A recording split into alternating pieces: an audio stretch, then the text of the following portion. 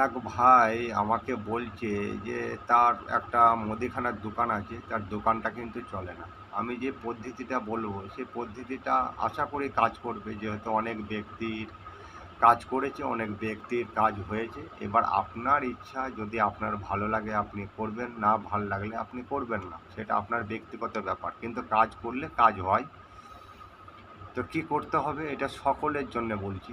ভিডিওটা বেশি বেশি করে শেয়ার করবে, কমেন্টে অবশ্যই লিখবে যে আপনার কাজ হয়েছে কি না। ঠিক আছে? যদি ভালো লাগে তাহলে শেয়ার করবেন। তো কী করতে হবে?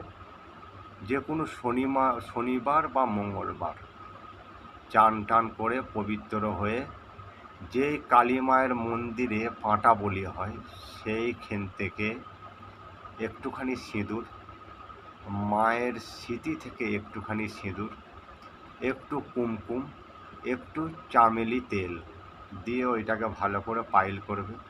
পাইল করার পরে একটা সাদা কাগজে একটা অস্তিক চিহ্ন লিখবে। অস্তিক চিহ্নটা লেখার পরে একটা ওম লিখবে।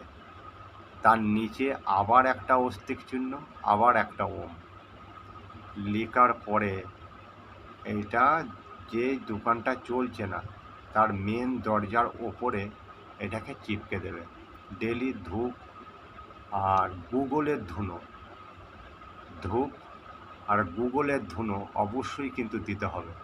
যদি এটা করতে পারেন দেখবেন অনেকটা আপনার খদ্দেরও হবে, বা আপনার দোকানটা আস্তে আস্তে আস্তে আস্তে কিন্তু চলতে থাকবেন।